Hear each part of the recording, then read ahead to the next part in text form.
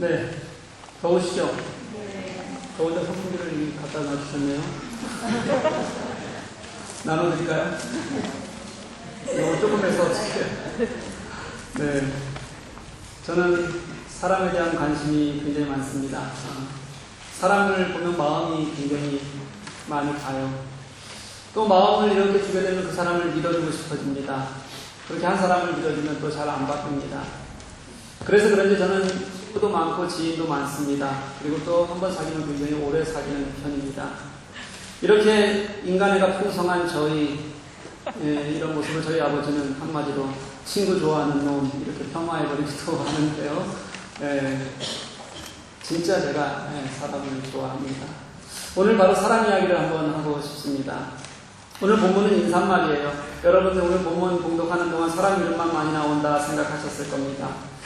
이제 오늘로 로마서는 거의 마무리가 될 거라고 생각하셔도 됩니다. 이제 한 주 전체를 정리하는 것, 이 로마서 전체를 정리하는 것만 빼면 이제 마무리가 됩니다.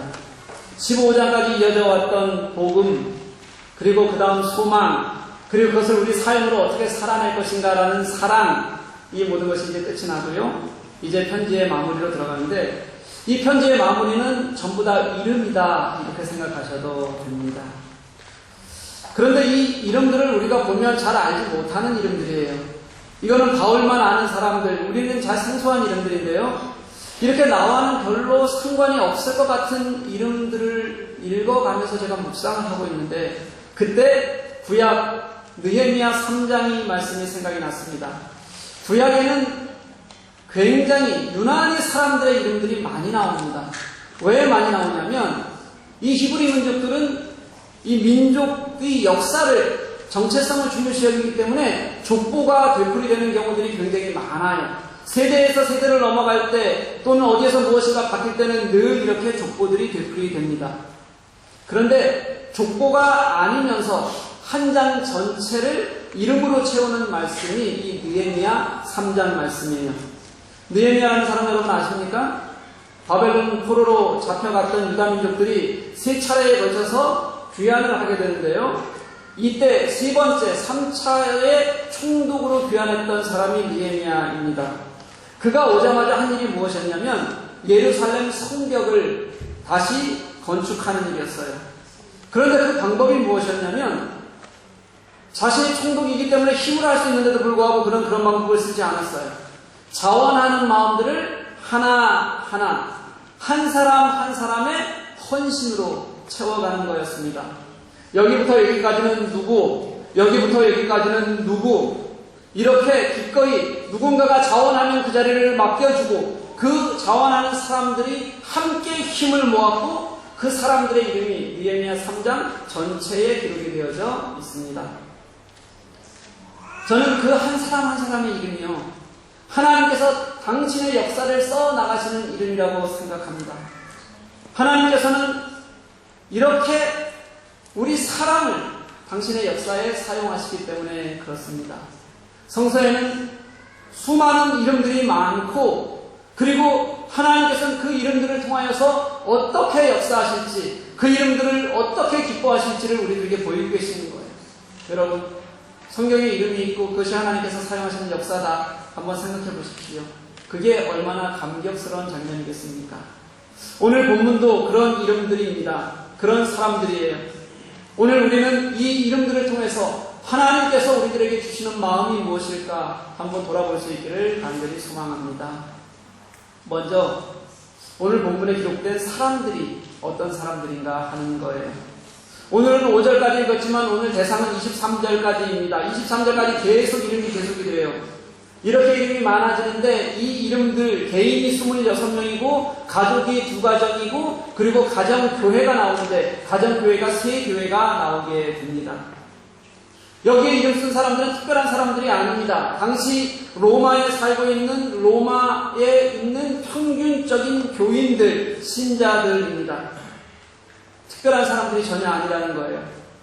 그런데 이 사람들의 특징이 어떠냐면요, 이 많은 이름들 중에 상당수가 가난하고 힘없고 고통받는 사람들이라는 거예요. 초대학자들이 이 이름들을 가지고 연구를 많이 했는데 그들 대다수가 대부분이 낮고 소외된 사람들이었다는 겁니다. 많은 사람들은 어려움에 노출된 이방인들이었고요. 또 노예였다가 풀려나면서 자유인이 된 하층민들이 굉장히 많이 자리하고 있어요. 이게 로마 교회뿐만 아니라 초대교회 전체를 살펴보아도 상당수가 대부분 낮은 부류의 사람들입니다. 그래서 사도 바울이 고린도전서 1장 26절 말씀에서 형제들아 너희를 부르심을 보라 육체를 따라 지혜 있는 자가 많지 아니하며 능한 자가 많지 아니하며 문별 좋은 자가 많지 아니하도다. 이렇게 육체를 따라 지혜도 없고 능하지도 않고 문벌도 좋지 않은 사람들이 우리 모임이다. 이렇게 말할 수 있었던 겁니다. 그게 초대교회 교인들의 모습이었어요. 이렇게 힘없는 사람들이요. 가난한 성도들이요. 그런 사람들이 모이는 것이 교회라는 것은 저는 너무도 당연하다고 생각해요. 구약의 이스라엘이 민족의 초점을 맞춰 역사가 진행되었다면 신약 성경은 예수 그리스도께서 이 땅에 오시고 나서부터 한 사람 한 사람에게 집중합니다. 그런데 예수님께서 만나셨던 그 한 사람이 어떤 사람이었냐면 소외되고 약한 사람이었습니다. 병자들이었습니다. 그리고 남들에게 손가락질 받는 사람들이었어요. 철저하게 고통 속에 있는 사람들이 예수님 주위에 훨씬 더 많았다는 겁니다. 성경은요, 하나님께서 어떻게 가난하고 또 유린당하고 힘없는 사람들에게 특별한 관심을 주시는지 우리들에게 너무 많이 알려줘요. 예수께서 시작하셨던 그 마음이 예수께서 승천하시고 나서는 사도행전에서 그리고 서신서에서 끊임없이 되풀이되는 것을 우리는 성경에서 분명히 만날 수가 있습니다. 바울이 예수님 정신으로 그리고 성서가 말하는 정신으로 그 삶을 그대로 살기를 소망했던 사람이잖아요. 그래서 그가 만나고자 했던 사람들이 다 어려운 부류 사람들입니다. 예수님께서 그러셨고 성경이 그렇기 때문에 로마 성도들이 이렇게 하층민들인 것은 별로 문제가 되는 것이 아니라는 거예요. 상당수가 이전에는 노예 신분이었던 사람들이 굉장히 많습니다. 특별히 10절 말씀을 보면요. 아리스토블로의 권속 이런 표현이 나오는데 여기서 이 권속이라는 말이 그 집에 아리스토블로라는 집에서 같이 먹고 사는 노예들이라는 뜻을 가지고 있는 거고요. 11절 말씀을 보면 나기수의 가족이라고 표현되어 있는데 여기서 이 나기수라는 사람은 정치인이에요. 이 정치인이 몰라 그랬어요. 그리고 나서 그의 집에 있던 노예들에게 일괄적으로 붙여진 이름이 나기수의 가족입니다. 이렇게 바울은요, 어려운 신분의 사람들까지 하나하나 그들의 이름을 부르면서 관심을 가지고 있다는 거예요. 왜냐하면 그것이 바로 예수 그리스도의 일이고 그것이 바로 하나님의 일이기 때문에 그렇습니다. 교회는 높은 곳을 바라보는 것이 아닙니다. 교회는 낮은 곳을 찾아가는 것입니다. 세상의 가치로 보면 아무것도 아닌 사람들이 위로받을 수 있는 곳이 교회여야 됩니다. 예수님은 아무것도 가지지 않고 소외된 사람들을 찾아다니셨는데 우리는 지금 너무 많이 가지고 있고 많이 가지고 있으면서 우리들의 은혜를 세고 있고 우리들의 복이나 드리고 있다면 그것은 예수님께서 우리들에게 알려주신 교회의 모습은 분명히 아니라는 것입니다. 그런 입장에서 보자면 목사들이 먼저 반성해야 됩니다. 목사들은 높은 사람들과 어울리는 것을 굉장히 좋아합니다. 대우받을 수 있거든요. 지금은 목사가 되는 방법이 아주 많아요. 쉬운 방법이 아주 많습니다. 아무나 목사할 수 있게 되는 시대가 되어버렸습니다.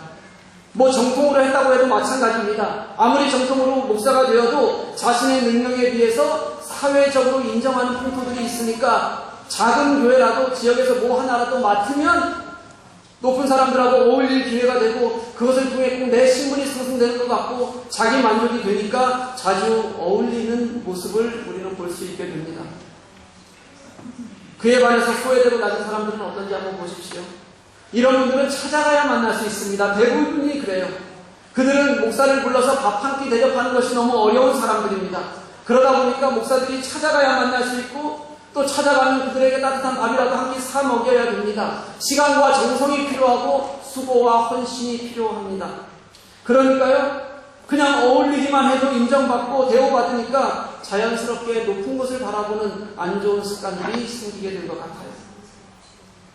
그런데요, 교회는요, 찾아오는 사람을 만나는 곳이 아닙니다. 교회는 사람을 찾아가는 곳이에요. 신기하게도 어떤 교회든지 보면 가만히 있으면 어느 정도 인정받는 사람들이 오게 되고요. 교회가 찾아가게 되면 어려운 사람들이 모이게 돼요. 그렇게 되더라고요. 찾아가는 교회가 성경적이듯이 사람도 마찬가지입니다. 소외되고 어려운 사람들, 그런 이들과 함께하는 성도가 진짜 성도입니다. 부자는 부자들끼리 매일매일 같이 만나서 먹고 놀기를 즐기고, 어려운 이들은 늘 어렵다고 눈치 보고 그러는 게 무슨 교회겠습니까? 그건 교회의 모습이 아닙니다. 같이 어울릴 수 있어야 돼요. 사회적으로 어떤 지위에 있건 간에 그냥 사람이기 때문에 존중받을 수 있어야 합니다. 아니요. 소외되기 때문에, 아프기 때문에, 힘들기 때문에 더 존중받고, 더 격려받고, 더 평안할 수 있는 곳이 교회여야 한다고 저는 그렇게 생각합니다. 그게 예수님의 마음이기 때문에 그렇습니다. 제가 부탁 하나 할게요. 긴장 안 하셨어요? 쉬운 거예요. 저 밥 좀 사주십시오. 제가 목회하면서 요즘처럼 밥 얻어먹는 게 적을 때가 없어요. 네, 진짜요. 식사가 있는 회의 포함해서 한 달에 한 번 정도 교우들과 식사를 의미 있게 같이 하는 것 같아요. 한 달에 한 번이면 생각보다 많지 않죠, 목회자 치고. 네, 제가 그렇습니다. 네. 조금 더 먹어도 괜찮겠죠. 저에게 우리 성도님들이 가장 많이 하는 말이 뭘까요? 말랐다고요? 아니죠. 그거 다음에 뭐라 그래요? 살 좀 찌세요. 그러면 제가 속으로 뭐라 그러는지 아십니까? 밥 한 번 사고 그런 말 하고. 모든 말을 밥도 안 사면서 그렇게 진실되게 하는 거 몰라요. 진짜 진실되게 하거든요. 네, 밥 좀 사주십시오. 그런데요, 지금 결심하셨으면 저에게 사줄 그 밥을 교회에 우리 다른 교우들만 나눴으면 좋겠어요. 외식하기 한번 어려운 교우들이 있고요. 외식할 수 있는 사람이라도 내가 한번 찾아가서 위로하면 그 위로가 그에게 힘이 될 만한 교우들이 많아요. 그런 분들을 좀 찾아가셨으면 좋겠어요. 저는 식당에서 밥 안 먹어도 괜찮습니다. 진짜예요. 사실 밥 먹을 시간도 없습니다. 밥 먹자 그러면 시간 체크해야 돼요. 어느 교우가 누구와 밥 먹었는데 그리고 좋은 시간을 가졌는데 들어보니까 자기들끼리 매일 모이는 사람들끼리 그냥 끼리끼리 먹고 살만한 사람들이 먹은 것이 아니라 위로하고 섬기는 일이었더라. 그 사람에게 찾아가서 손잡고 함께 기도해줬더라. 이런 이야기를 저는 자주 듣고 싶어요. 교회가 그래야지만 이게 교회가 낮은 곳에 찾아가고 사람을 위로하는 겁니다. 제가 예전에 다른 교회에 있을 때인데요. 제게 꽤 큰 공돈이 생겼어요. 안 받을 수 없는 돈이었습니다. 제가 이것을 어떻게 쓸까 궁리를 하다가 교회의 어려운 사람들과 나누기로 결정했어요. 처음에는 제가 잘 몰랐어요. 그 사람들이 어떤 상황들인지. 그런데 리스트를 하나하나 작성하면서 누구와 나눌까 써보니까 그냥 지나칠 때는 신경 안 써도 될 만큼 크게 문제가 될 만한 사람들이 아니었는데 그 사람들을 생각하면서 이름을 적어보니까 그 사람들의 어려움이 보이더라고요. 그 사람들의 위로가 필요하다는 것이 줄줄이 떠오르더라고요. 마음이 문제구나라는 것을 제가 그때 다시 한번 느꼈어요. 이런저런 이유로 우리가 도울 수 있는 사람들이 너무도 많습니다. 그때 기도하면서 봉투에 하나하나 집어넣어서 사람들에게 전달을 했어요. 한 교우가 그 얼마 안 되는 돈을 받고 봉투를 받고요. 나눴으니 얼마가 되겠어요? 진짜 여러 개가 나눴거든요. 얼마 안 되잖아요. 그런데 그걸 받고 밤새 울었다는 고백을 제가 들었어요. 그 교우가 지금은 목사가 되어서 열심히 사역하고 있는데 얼마나 귀한지 몰라요. 사랑하는 교회 여러분, 여러분들은 누구의 이름을 알고 있습니까? 여러분들은 어떤 이름을 찾아가십니까? 교회는 가난한 이들, 소외된 이들, 그냥 내가 돈이 있기 때문에 할 수 있는 것이 아니라 정말 위로가 필요하고 내 마음이 갈 수 있는 곳에 그들의 이름을 불러주는 곳이 교회여야 합니다. 이런 교우가 있는 곳이 아름다운 교회입니다. 여러분들이 그런 교우들이 될 수 있기를 간절히 소망합니다. 이제 두 번째로 볼 수 있는 것이 가정교회예요. 3, 4절 말씀을 보면 브리스가와 아굴라라는 이름이 나옵니다. 여러분이 너무도 잘 아는 가정이에요. 잘 아시죠? 잘 몰라요? 식사 한번 대접하시라니까요. 제가 왜 자꾸 밥 얘기를 하냐면 초대교회가 식탁 공동체였거든요. 네. 이 두 사람은요 부부였는데 바울에게 최고의 찬사를 받아요. 그럴 만도 합니다. 사도 바울을 2차 전도 여행 때 고린도에서 만났어요. 그리고 사도 바울이 이제 고린도를 떠날 때 자기들이 가지고 읽었던, 거기 온 지 얼마 안 돼서 이제 막 자리 잡아가는데 읽었던 것을 다 포기하고 사도 바울을 따라서 에베소로 내려갔고, 그리고 복음을 위해서 함께하는 삶을 살았던 부부입니다. 바울은 이들을 어떻게 소개하냐면 나의 목숨을 위하여 자기들의 목까지도 내놓았던 사람들, 이렇게 표현합니다. 가슴 뭉클하지 않습니까? 이 부부가 고린도에서 바울을 만나고 에베소에 가서 사역하고, 그리고 언제부터인가 다시 로마로 돌아와서 지금 로마에서 사역하고 있는 거예요. 그런데 이 부부가 하는 일이 무엇이었냐면 로마에서 가정교회를 이루고 있는 겁니다.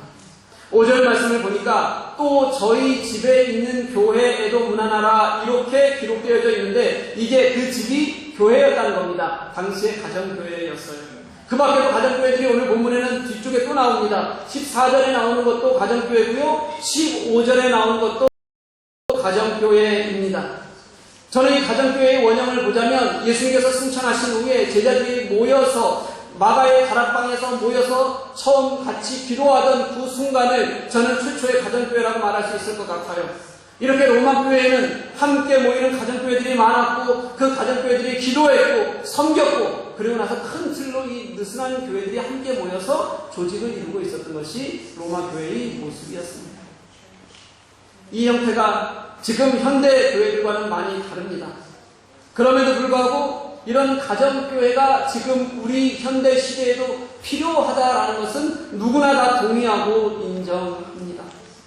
지금으로 말하면 이 가정교회가 뭘까요? 소그룹이에요. 우리 교회는 뭐죠? 싹입니다. 왜 이런 가정교회가 필요할까요? 왜냐하면 이 가정교회의 근본적인 목적은, 그들이 갈 수 있는 방향은 바로 사랑과 돌봄에 있기 때문에 그렇습니다.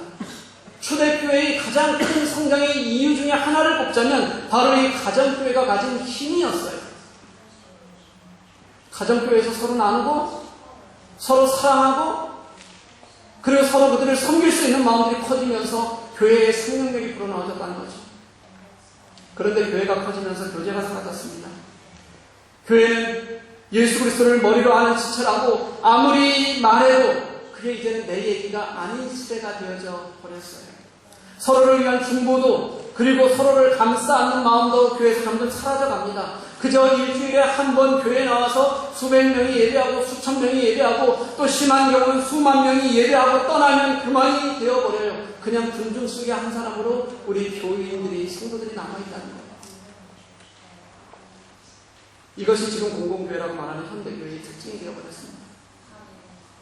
앞에서 말한 대로 우리가 소외된 사람들의 친구가 되어주고요, 위로가 필요한 사람들은 교회에서 위로받는 이런 일들이 사실은 불가능해져 버렸어요. 그래서 가정교회가 필요한 겁니다. 제가 아무리 좋은 설교를 해도요, 네, 알죠? 좋은 설교 못한다는 건 아는데 만약 말할 수 있잖아요. 그렇죠? 네, 만약. 네, 그래도 아니라고 쳐다보지 마시고 만약이요. 제가 아무리 좋은 설교를 해도 교회 문을 나서는 순간 우리의 삶에 적용할 대상이 사라져버리는 거예요. 그런데 소그룹이 있잖아요. 가정교회가 있잖아요. 그럼 그 내 앞에 있는 그 사람이, 내가 눈을 마주하고 내가 주위에 둘러앉아 있는 그 사람이 은혜를 같이 나누는 대상이 되고 그 사람이 삶을 같이 살아가는 삶의 동반자가 됩니다. 말씀이 이전에는 멀리 있었는데 이제는 그 말씀이 내 삶에 가까이 가는 겁니다. 그리고 서로에게 전해지는 그 사랑과 헌신과 감동이 확대되고 커질 수 있는 게 이게 가정교회의 장점이라는 거예요. 그래서 이제 교회는요, 이 함께 모이는 공동교회와 그리고 나누어 모이는 이 가정교회가 같이 은혜롭게 가야 합니다. 공동교회가 왜 필요하냐면요, 복음이 잘못 전해지지 않도록 세우는 일이 필요해요. 교회가 참된 십자가 복음에 서고 흔들리지 않도록 훈련하도록 돕고 함께 예배하고 함께 우리가 공동체의 가치를 깨닫는 것이 공동교회의 역할이라면, 가정교회는 그 공동체의 가치를 깨달은 사람들이 진짜 생명력을 살아 움직이게 하는 것이 바로 가정교회가 됩니다. 그 안에서 함께 누리고 섬기고 그리고 우리가 함께 사람을 살리는 거예요. 그게 우리가 배워나가는 은혜입니다. 우리 교회는 그 이름이 싹이에요. 저는 싹이 우리 교회의 생명이라고 말하고 싶습니다. 저는 못해요. 저는 그럴 만한 능력도 없고 영성도 없습니다. 제가 여러분 한 분 한 분을 다 제대로 섬길 수가 없습니다. 싹 안에서 은혜가 나누어지고 그 안에서 서로 기도하며 위로받고 서로를 중보하는 기쁨들이 있고, 내가 아무리 가난하고 못난 사람이라도 싹에 가면 힘을 얻고 위로를 얻고 도와라 와야 합니다. 소그룹 안에서 예수 그리스도의 가치가 그렇게 나누어져야 하는 거예요. 그렇지 않고선 방법이 없거든요. 모이면 맨날 술 먹어요. 그리고 술 때문에 서로 웃고 떠들다가 야 우리 싹 좋다 친해졌다 이러지 마세요. 이거는 밖에서도 누구나 할 수 있는 일입니다. 똑같아요. 여러분 속에서 사람을 살리고 생명을 살리는 역사가 일어나야 됩니다. 그게 소그룹의 역할이에요. 소그룹은 교회입니다. 가정교회예요. 작은 교회입니다. 예수가 머리가 되신 교회입니다. 그 교회들이 같이 모여서 오늘 또 같이 이렇게 공예배를 드리는 거예요. 저는 싹장들은 그 교회의 목회자들이라고 생각해요. 그래서 싹장들은 기도하셔야 됩니다. 성도를 품을 수 있어야 됩니다. 브리스가와 아굴라처럼 그렇게 섬겨야 합니다. 그래야지 싹이 살아나요. 누가 우리 교회에 지금 나오고 있는데, 우리 싹에 나오고 있는데, 누가 지금 안 나오고 있는지, 누가 나오고 있는지, 누가 어려움에 처하고 있는지 민감하게 반응하고 매일매일 반응하셔야 됩니다. 그래야지 싹이 살아나요. 그래야지 교회가 삽니다. 그래야지, 그런 교회라야지 그런 교회를 통해서 예수가 높임을 받는 거예요. 그런 가정 공동체가 살아나는 우리 교회가 될 수 있기를 주님의 이름으로 간절히 소망합니다. 이제 오늘 이 사람들에게서, 사람들의 이름에서 보는 마지막 가치가 일치와 동역입니다. 저는 오늘 본문을 읽는데 정말 가슴이 뭉클했어요. 한번 뭉클하니까 자꾸 눈물이 나더라고요. 요즘 제가 미쳤나 봐요. 이상하게 혼자 있을 때 뭉클해지면 그냥 눈물이 나요. 한참 이름들만 보면서, 정말 그 이름들만 보면서 눈물이 났어요. 뭔 주책인지 모르겠어요. 그런데 왜 이렇게 뭉클하냐면요, 이렇게 이름들이 다르잖아요. 이렇게 이름들이 많잖아요. 그런데 그 이름들이 진짜 하나로 보이는 겁니다. 그들의 이름으로 보이는 것이 아니라 그들을 수비는 수식어가 눈에 들어와요. 그 수식어에 어떤 이름을 넣어도 좋겠다. 그 수식어에 사람들이 우리 교회 교우들이었으면 좋겠다. 교회가 이런 곳이구나. 같은 이름들, 같은 사람들, 하나 된 사람들, 이렇게 생각하니까 감동이 오는 겁니다. 바울이 오늘 언급한 사람들을 수식하는 문구들이 있어요. 누군가가 누구들을 수식한다, 어떤 사람을 수식한다는 것은 그렇게 보였다는 겁니다. 그가 그렇게 살았다는 겁니다. 그것이 그 사람을 증거한다는 거예요. 얼마나 멋있어요. 그 내용들이 무엇이냐면, 그리스도 예수 안에서 나의 동역자들, 나를 위하여 목숨을 내놓은 사람들, 너희를 위하여 많이 수고한 사람, 나와 함께 갇혀있던 사람, 사도에게 유명히 여김을 받은 이, 그리스도 안에서 인정함을 받은 사람, 주 안에서 많이 수고하고 사랑하는 사람. 바울이 말하는 이 사람들에 대한 생각은 하나에 멈춰져 있었어요. 뭐냐면 주 안에서 함께하는 자들이라는 거예요. 복음을 위해서 예수 그리스도의 십자가를 바라보면서 함께 동역하는 사람들이라는 생각이 모든 수식어 하나하나에 다 들어가 있습니다. 사도 바울의 최우선 관심이 예수 그리스도였고, 그게 오늘 인사하는 모든 사람들의 모습에서 동일하게 보이고 있다는 거예요. 예수 그리스도께서 복음으로 우리에게 구원을 주셨어요. 우리는 그 복음으로 모여있는 사람들입니다. 그렇기 때문에 우리는 하나님의 아들 예수 그리스도 안에서 그분이 행하신 은혜와 함께, 그리고 일치라는 십자가 정신으로 하나님께 응답할 수 있는 거예요. 그게 오늘 바울의 마지막 메시지입니다. 우리를 일치로 나아가게 하고 우리를 동역하게 하는 힘도 바로 예수 그리스도께 있다는 거예요. 교회에는 정말 많은 이름들이 있습니다. 우리 교회도 아이들까지 합치면 250여 명의 이름이 있어요. 그런데 그 이름들이 아무리 많아도 예수 이름 하나로 모든 이름이 모일 수 있을 때, 예수 이름으로 우리가 기쁨에 무엇이든 동참할 수 있을 때, 그게 가장 아름다운 모습이 아닐까 저는 그렇게 생각합니다. 그렇게 예수 이름으로 우리가 함께 할 수 있기를 주님의 이름으로 간절히 소망합니다. 사랑하는 교우 여러분, 오늘 집에 가시면 이 16장을 다시 한번 읽어볼 것을 제가 권합니다. 지루할 것 같은 그 이름들을 한번 읽어보십시오. 그리고 그들에게 주어진 수식어들을 한번 보십시오. 그리고 그 가정교회들을 한번 보십시오. 그리고 그들이 지금 삶의 모습이 어떠했는지를 보면서 그 안에서 예수 그리스도가 보인다면, 우리가 아파하고 어려워하는 성도들의 얼굴이 보인다면, 내 마음에 우리가 하나라는 감동이 보인다면, 그러면 우리는 그게 축복이고 은혜입니다. 저는 그것보다 교회가 더 아름다운 모습은 없다고 생각합니다. 그리고 이어서 우리 교우들의 얼굴을 떠올리며 그 이름들을 생각해 보니까 그 교우들을 마음으로 내가 사랑할 수 있겠구나, 그렇게 느끼는 겁니다. 사랑하는 교회 여러분, 우리 그렇게 서로의 이름에서 예수를 발견할 수 있는, 그래서 그 이름으로 살아가기를 기뻐하는 그런 여러분들이 될 수 있기를 주님의 이름으로 간절히 축복합니다. 우리 함께 찬양하시겠습니다.